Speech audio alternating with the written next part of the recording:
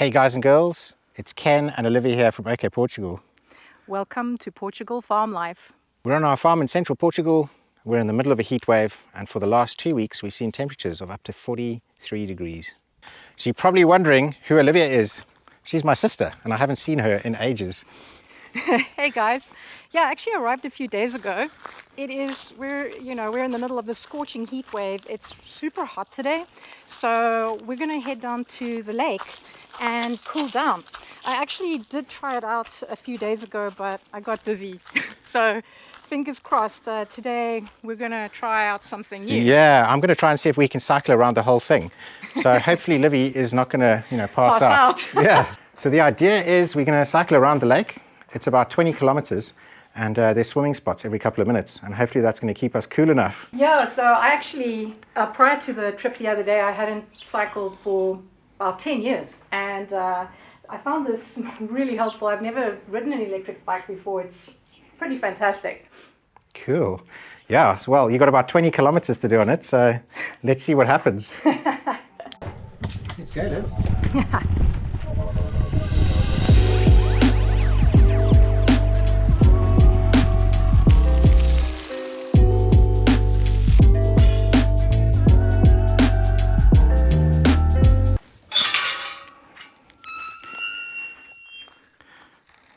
Bombs away.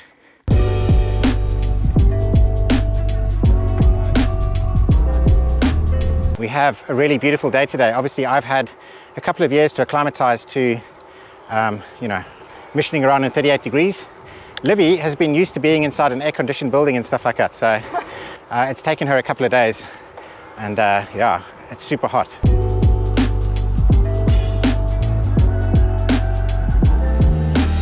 For those of you new to the channel, I'm a South African. I live in Central Portugal, between Castelo Branco and Fundão. And just ahead of me here we have the Gardunha Mountains, and to the left of me here we have a giant lake called the Marateca, or the Barrage de Marateca. And so today, it's super hot. We're going to head on down there. We're going to find some nice swimming spaces, and we're going to try and see how far we can get around the lake. So here is the start of a dirt track that takes us all the way around this Marateca.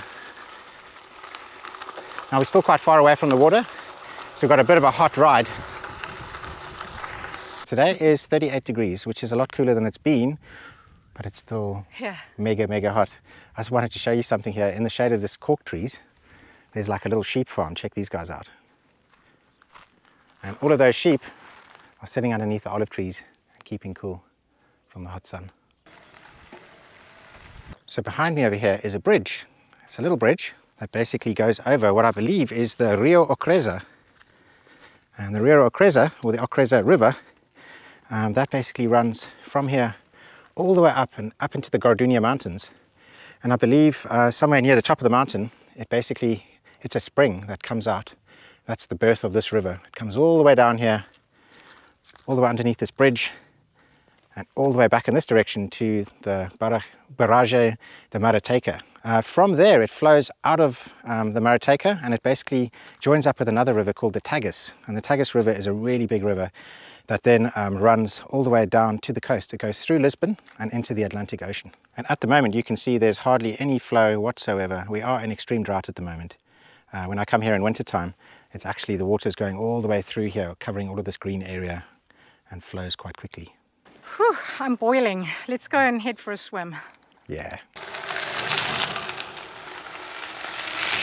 This is one of the things I absolutely love about living here, is we've got these amazing dirt tracks and things where you can cycle and you can go running, and especially on a day like today, you're very close to water the whole time. So if you do overheat, you just take a swim. What? So in front of me here, Livy's actually doing a little bit of vlogging. So hopefully you can hear me, because it's pretty bumpy and noisy.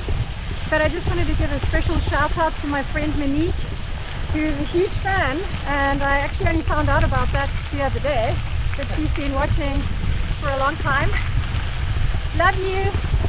We've kind of missed the first swimming spot. A fly just went in my mouth. The first swimming spot was before the bridge. So yeah, and now we've got to go on this long detour until we can get back to the water. We've been on the road now for about one hour. It should take a lot quicker than that, but obviously we're trying to film and we're trying to get you some nice camera angles and stuff like that, so it takes a lot longer. So hopefully we're going to get to the water soon, because I know Livy's boiling and I could also do with a swim. Yeah, so I'm actually enjoying this little strip before we get to the lake, where the scenery is probably going to change quite a bit, but it really reminds me of the Cedarburg.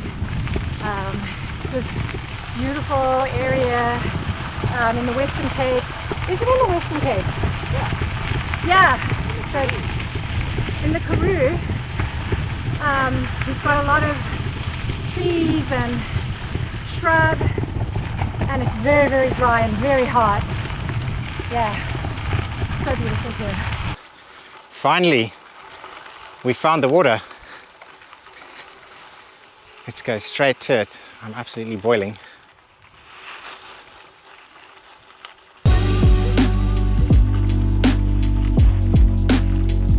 Oh, there we go.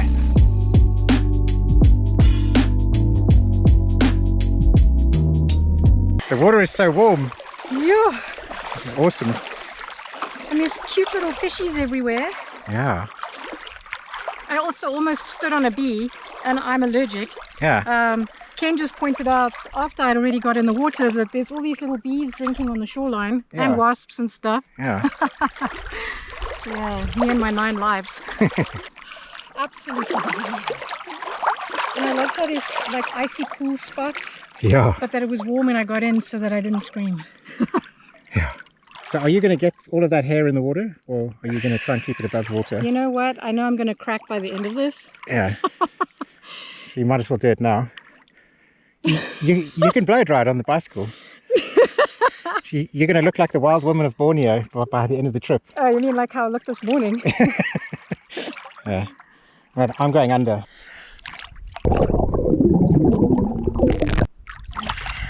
Oh, that is the best, the absolute best. I love it so much. So how was that, Livs? Amazing. It was absolutely divine. Totally worth it. Yeah. Do you have it in you to go a little bit further? Because we're only about a third of the way around and it's absolutely scorching. Oh, really? Yeah. Yeah. No, totally. Let's do this. Okay, let's go. Yeah.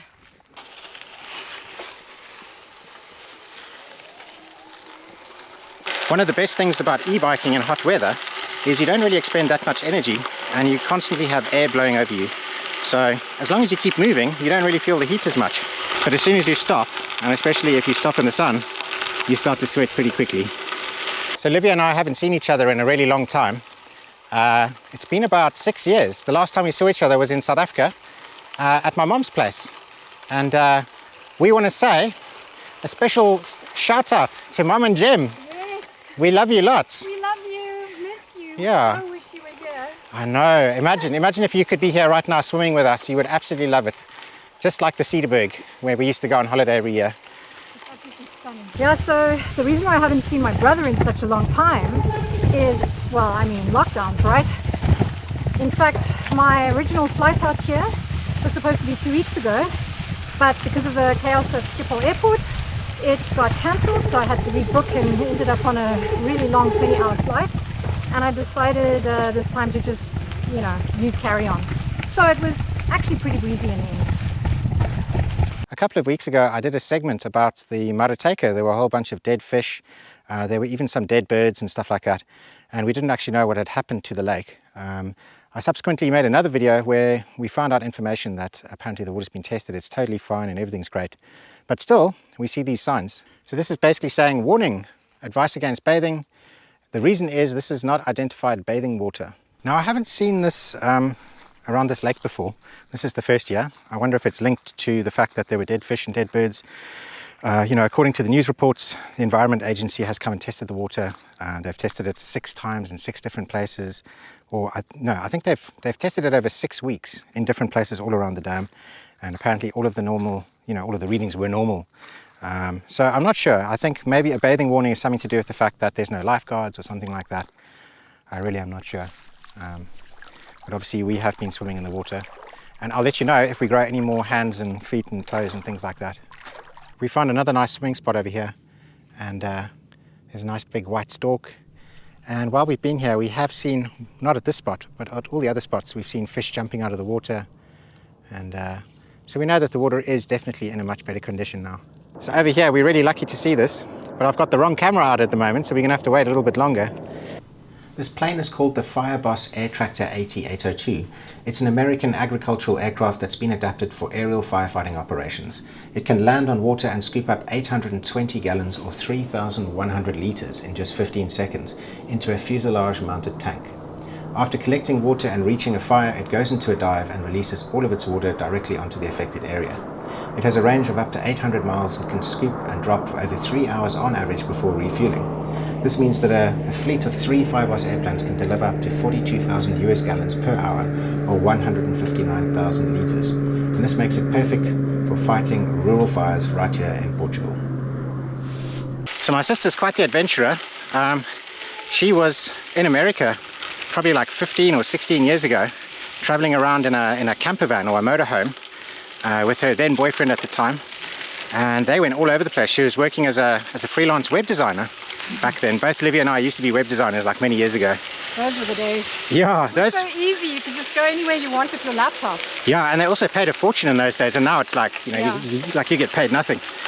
Yeah, you were like backpacking all around Central America, Nicaragua, Yeah. doing all sorts of crazy stuff. I mean, Livy was like the proper sort of quintessential hippie chick, and now she's this sort of senior executive for a major tech company. So how times change, you know. Yeah. Wow, So- it became so responsible. Yeah, when you were backpacking around and you were sort of being irresponsible, I was in my sort of serious job, Yeah, you were. and then I sort of quit my serious job, and then we sort of swapped roles. And it's funny how our lives have always swapped roles like that. Yeah. Well, Yeah. one of us has to be stable. Exactly. Otherwise, our poor mother, you know. Exactly, yeah. But Livy, don't go and change, because I'm loving the farm life and I don't want to change. Okay. All around this big dam, you see these different points. This is point 6, and as you can see up here, it's for bird watching. So all the way around you get all different types of bird species and things like that. I mean, I haven't seen any of these today, but I did see a big white stork. But this just shows you exactly where you are on the dam. And yeah, if you're into bird watching, there's definitely more than 6 points where you can come and you can sit with your binoculars, catch a glimpse of these birds. So we've managed to find some tarmac again. And Livy's just in the background getting a little bit of water and a little bit of shade. And then we're going to head in that direction. There's another spot which I want to take her so she can go and see. I think we're almost halfway around now. Dad, Alison, I'm in Portugal. You're going to love it. Hey guys. Yeah. You've got to come out here. It's so beautiful. It even smells like the Cedarburg. It doesn't just feel like it. Yeah. So come and visit. Hopefully we're going to see you soon. Lots of love. So this is a very fancy cherry farm. They've got cherries, and I'm not sure what these ones here on the right are. They look like some kind of citrus maybe. But just tons of cherries. They go all the way down to the water, in fact. But yeah, it's a very fancy looking farm, very fancy looking farmhouse. But I never see anyone here. It doesn't look like anyone actually lives here. It just looks like some kind of really fancy agricultural support building or something. But yeah, look at the gates to that. Really nice. And then on this side, they've got all of their trees that go all the way out to the water side, basically. Now, we've just come down to the water here because this is the first little bit of sort of bad water quality that I've spotted since I've been here. As you can see in the water's moving a lot because there's all of this fish fry. So there's definitely fish living in here. So that's good. But if you look a little bit further on, we've got a lot of sort of scum and foam on the top of the water. And this just happens to coincide with where we've got a lot of cherry trees that are very close to the water. Now, obviously, I don't know if it's linked. I don't know if it's just coincidence. I don't know if that foam is something else.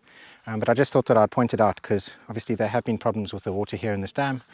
And those problems are probably linked to you know, some kind of farming activities that are very close to the water, lots of phosphates getting in, creating algae and stuff like that. But having said that, the water does actually it looks pretty good. I can see lots of fish in the water right now. They're swimming around, and I don't see any dead fish. Yeah, it's teeming with life. Yeah, we decided that we weren't going to swim there. Yeah, I know there were a lot of people, but when I saw the foam on the water, I just didn't feel comfortable swimming there. So we're going to go and have a look, find a beach that doesn't have foam on it. I'm sure we will. Exactly, yeah. So this big building over here is the water treatment plant, and this basically, they pump water from the Marateca Dam, and it goes through a whole bunch of different filters and different cleaning stages, and then that basically becomes the municipal water supply for the whole of Castelo Branco. And here are the sluice gates. These are basically gates that make sure that when the water gets too high, they can lift them up and release water through this canal system and relieve pressure off the dam. As you can see, there's absolutely nothing coming through at the moment. It's bone dry. And now we're on the actual dam wall. I believe it's almost 1,000 meters long. It's about 20 meters high or 24 meters high.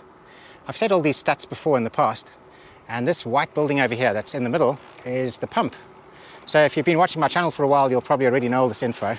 But if you're new here, this is the big water pump system that basically takes the water back to that water treatment plant. So what do you think, Livs? Wow, it's super beautiful. And there's this incredible scent in the air. Yeah. It's like a perfume, but it's very, very natural and not strong. It's weird. It's like, I mean, what is it? Like some kind of pine pollen or something? I don't know, because I'm not seeing any blossoms, but yeah, it's yummy. I wish I could bathe in it. It's an amazing smell. Imagine if that's the smell that killed all the fish. No, I'm joking. Yeah. So we're about to come up to the main sort of section where you park. I'm sure a lot of our subscribers who watch this channel have seen this already. We've also met a lot of subscribers here because they all know that we come here. We're probably going to bump into some people today. But yeah, this is like the main part where you can park up your car and you can get to all the cooler swing spots. So you can see there's like a bit of parking around here. It's a bit rough, but it takes you onto this amazing beach area. It's starting to get quite gnarly. Don't worry, Libs, you've done amazing. You've done amazing, and over here is a nice place where we can jump off into some deep water. So pro tip, and this is Gina's invention. I'm sure other people have probably done similar. You take a water bottle, you stick it in the freezer so that it's ice, and then when you go on these long hot rides like this, most of it's melted and you've got freezing cold water. It's the best. It's amazing, except I don't have one. You don't have one anymore.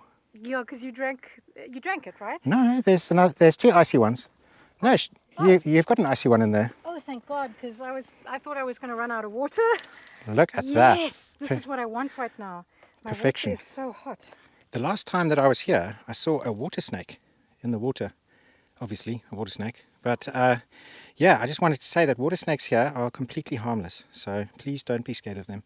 They're actually completely terrified of humans, and they don't bite you. I encountered one on the farm recently. It was in one of our vlogs, and all it was doing was like making a striking motion, but it didn't actually do any damage. It didn't even open up its mouth. So don't fear the water snakes. I don't know if you can see here, but there's a whole bunch of little black bass in the water. So there's some lovely wildlife happening. Yeah, so you don't actually have to worry about like the wildlife and stuff here. There are wild boars. If you're unlucky to sneak up on one of those, they're going to give you a bad time. And there's one poisonous snake, and apart from that, everything else is pretty much safe, you know. Yeah, it's kind of like South Africa, but without any impending danger. Yeah, lions, leopards, dangerous snakes, And spiders, all sorts of stuff. Yeah. Yeah, so this is the life. All right, it's time to swim. What an awesome temperature. You can actually see quite clearly here where the high water marks are on these rocks, where those lines are. And so you can see how much lower it is. Now don't be alarmed, I mean we are in a drought, but to be honest, this is quite normal for what I've seen over the last 3 years. In fact, this dam is actually quite high at the moment.